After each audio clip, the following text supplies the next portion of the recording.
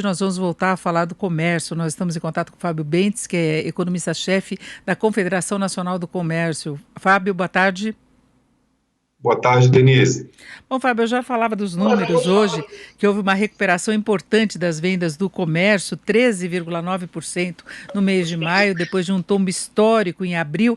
Agora fica aquela dúvida se você tem uma recuperação importante, porque bateu lá no fundo do poço e aí depois começou a reabertura, e é óbvio que vai haver alguma reação, ou se pode haver continuidade e, de repente, alguma normalização de demanda nos próximos meses. Qual a sua expectativa?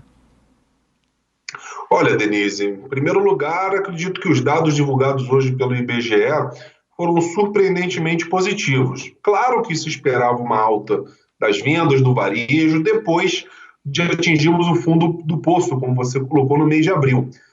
Mas, de qualquer forma, foi uma alta um pouco além do esperado, sim. Isso pode ser um indício de que todo o esforço, por exemplo, para a liberação desses recursos emergenciais, estão ajudando o comércio a deixar para trás, esperamos nós, a fase mais aguda dessa crise. Né? A gente percebe uma reação mais forte daqueles segmentos do chamado varejo não essencial, estamos falando de vestuário, móveis, eletrodomésticos, todos aqueles segmentos que ainda em maio estavam predominantemente fechados, seguramente em junho esses números devem vir ainda melhores. De qualquer forma, quando a gente compara maio de 2020, com maio de 2019, ainda tem um tombo de mais de 7%, e devemos continuar colhendo números negativos nesse tipo de comparação até o final do ano. Até porque a gente sabe que o efeito da pandemia na economia não se deu só no comércio, só no setor de serviço, se deu inclusive no mercado de trabalho. Então, quando a gente compara com o fundo do poço, ótimo, recuperação acima do esperado.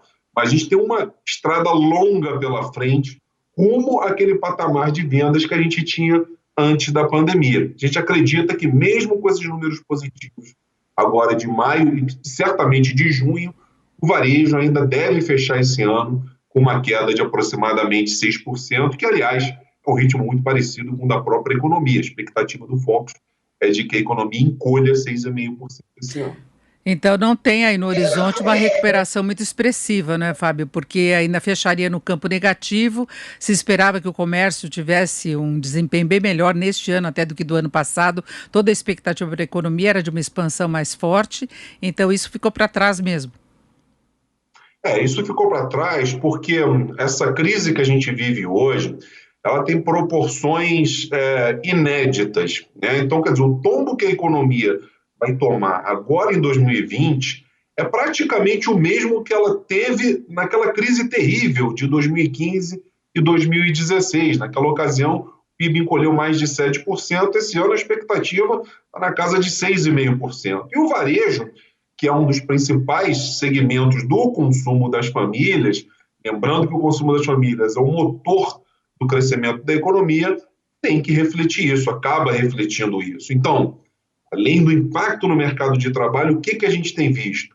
Uma aversão por parte dos consumidores em tomar recurso no crédito, uma aversão por parte dos bancos em prestar esses recursos, a confiança do consumidor bastante abalada ainda. Então, é um movimento de recuperação bastante gradual. A gente acredita que, de fato, ele começou agora em maio, segundo os números divulgados pelo IBGE.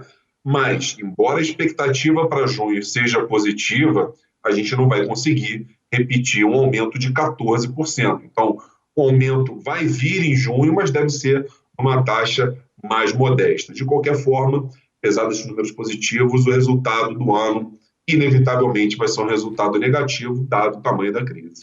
Bom, nesta quinta-feira nós vamos ter a divulgação também dos dados de serviços pelo IBGE, também referente ao mês de maio, também se espera uma recuperação, já que abril dá todo o sinal de que foi o fundo do poço mesmo. Agora, para os serviços também vale essa tua previsão de que vai continuar no vermelho no fechamento do ano? Vale. O setor de serviços seguramente vai seguir o mesmo padrão que a gente viu na indústria, uma alta forte em maio de 7%, deve seguir também esse comportamento que a gente viu hoje nos dados do comércio, também com altas fortes, mas na comparação que a gente chama de interanual, a gente deve ter quedas sim. Lembrando, o setor de serviços ficou 4 anos sem registrar crescimento, até o ano passado, quando cresceu 1%. Infelizmente, diante de tudo que aconteceu, ele vai voltar ao campo negativo nesse ano. Então a gente espera, vamos aguardar os dados que vão ser divulgados ainda essa semana, mas a gente já esperava uma queda quando da divulgação dos dados de abril. Acredito que mesmo com o dado positivo que vai ser divulgado amanhã, ainda assim o setor de serviços, que é o grande empregador da economia, não vai escapar, infelizmente, de um resultado negativo esse ano. Então, quer dizer, isso acontece aqui no Brasil, acontece em outros países, o padrão é esse. Deixamos o fundo do poço para trás, mas temos uma estrada longuíssima pela frente para retomar aquele nível de atividade que a gente tinha antes de todo esse problema começar. E Fábio, fica a preocupação não apenas com o retorno financeiro, recuperação de vendas, de movimento de serviços pelas empresas em si, mas o quanto que isso possa representar também para o mercado de trabalho. O setor de serviços é dos que mais podem contratar, então fica uma preocupação muito grande, porque é meio um ciclo, né? Você tem um desemprego maior, isso acaba desestimulando a demanda, caindo a atividade em geral, e aí se não tem uma reação, você não recupera o mercado de trabalho. É verdade, a gente já tem uma pista relativa a maio. O CAGED, os dados do CAGED divulgados há poucos dias mostraram que dos 21 setores da economia, os dois que registraram maior retração no mercado de trabalho desde o início da pandemia são serviços de hospedagem e alimentação, portanto, serviço turístico, serviços culturais e de lazer, outros serviços turísticos. Então, setor de turismo, esse sim vai demorar bastante para reagir. Pelo dado divulgado pelo CAGED, já é um spoiler do dado que vai sair amanhã. Seguramente a gente vem com um número positivo, mas ainda com um problema muito grande causado principalmente no que se refere a emprego. Então, as medidas que foram anunciadas pelo governo foram boas, foram na direção correta, evitaram uma perda ainda maior, mas o problema é enorme. O setor de serviços, o comércio,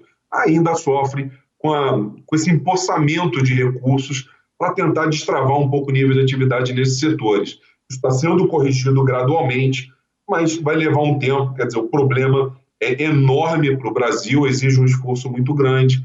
O setor produtivo, esses dados que o IBGE tem divulgado, basicamente mostram, ilustram toda essa dificuldade do setor produtivo em se recuperar, em fazer frente a essa que seguramente é a maior recessão da história recente do Brasil e muito provavelmente do mundo também. Exatamente, no caso de serviço tem esse complicador aí que é a área de turismo, que tem uma cautela muito maior por parte dos usuários, restrições inclusive em reabertura, a condição de reabertura, porque o risco de contágio é muito maior, muito bem ressaltado aí, Fábio.